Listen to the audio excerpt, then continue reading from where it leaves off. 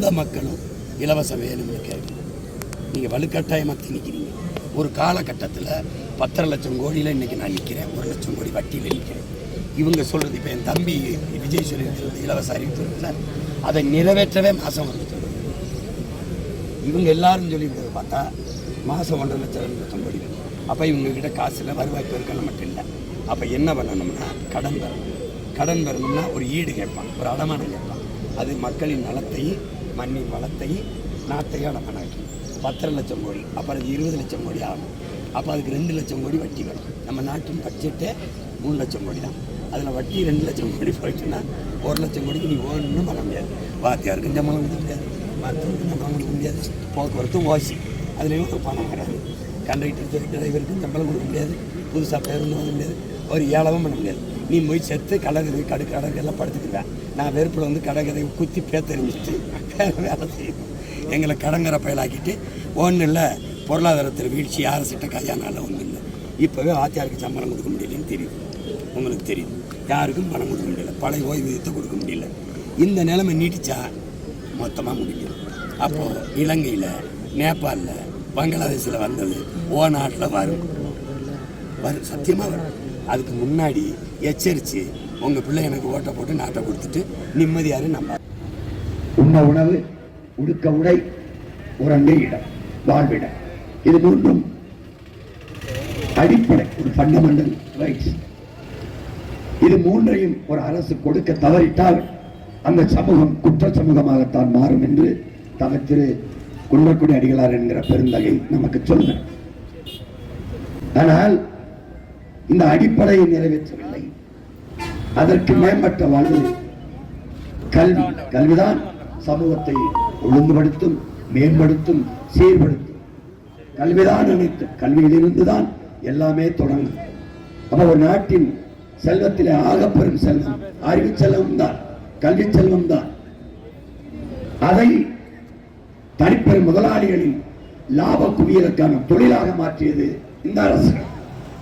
இவர்கள் ஏற்றுக்கொண்ட பொருளாதார கொள்கை உலக வர்த்தக அமைப்பில் WTO என்ற வேர்ல்ட் ட்ரேட் ஆர்கனைசேஷனில் இவர்கள் கையெழுத்திட்டு கடன் பெற்றதிலே என் அன்பு சொந்தங்களை யாருமே உடன் இருந்தார்களே, எது எது சேவை கல்வி, எது எது சேவை உயிரை காக்கும் மருத்துவம், எது எது சேவை உலக உயிர்களின் உயிர் பாலாக இருக்கிற நீர், எது சேவை மின் உற்பத்தி பகிர்ந்தளிப்பு, பிறகு எது சாலை போடுதல், பராமரித்தல், தரமான போக்குவரத்து நடத்துதல், சேவை.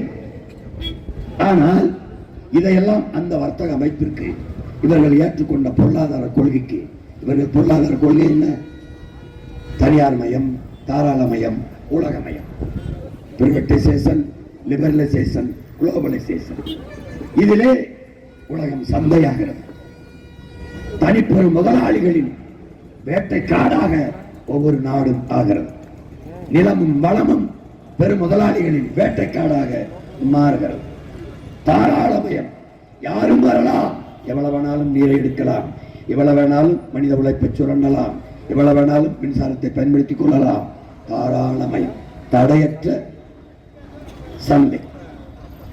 சந்தை பொருளாதாரத்தை ஏற்றுக்கொண்ட ஒரு நாட்டில் வாழ்கிற மக்களும் சந்தை பண்டம்தான் உள்நாட்டு வெளிநாட்டு முதலாளிகள் உற்பத்தி செய்கிற பொருட்களை வாங்கி நுகர்கிற மந்தைகளாக மக்கள் ஆக்கப்படுவார்கள், ஆக்கப்பட்டு விட்டார்கள். அதான் நீ கையில் வைத்திருக்கிற அலைபேசி உன்னது இல்லை, உன்னது இல்லை. சாம்சங் சைனாவுடது, ஐபோன் அமெரிக்காவுடது.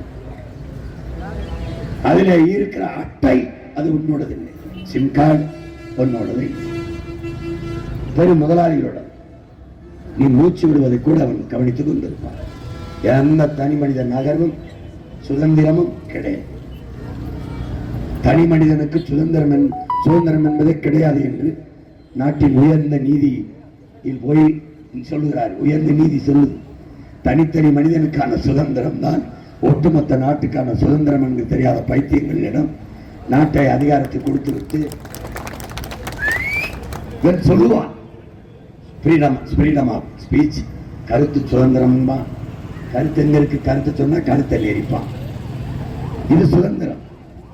இப்படி ஒரு வர்த்தக பொருளாதாரத்தை ஏற்றுக்கொண்ட நாட்டில் நாம் இருப்பதால் கூட்டாண்மை நிறுவனங்கள், அதாவது கூட்டிணைவு நிறுவனங்கள், ஆங்கிலத்தில் கார்பரேட் என்று சொல்றமே, அவர்களுடைய வேட்டை காடாக இருக்கிறார். இதில்தான் என் மக்கள் சிக்கிக்கொண்டு தவிக்கிறார். இதை தகர்க்க உங்கள் மகன் நினைக்கிறேன். அவ என்ன பொருளாதார கொள்கையை முன்னெடுப்பாய் சீமான்?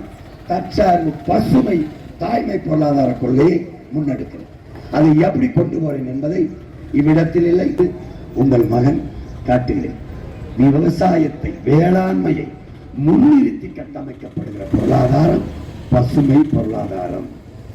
தற்சார்பு, கையேந்தாமல் இலவசத்திற்கு 1500க்கு வேட்டி சேலைக்கு எண்ணெய்க்கு பருப்புக்கு கையேந்தாமல் வேலை, உழைப்பு, வருவாய், வாழ்க்கை, இதுதான் தற்சார்பு. நீ குன்னூரில் இருக்கிறியா, கொதக்கானில் இருக்கிறியா, உதகையில் இருக்கிறியா, நீலகிரியில் இருக்கிறியா, உன் வாழ்விடத்திலேயே உன் உடன் பிறந்தவன், உன் மகன் உனக்கு அரசு வேலையை தந்து விடுவேன்.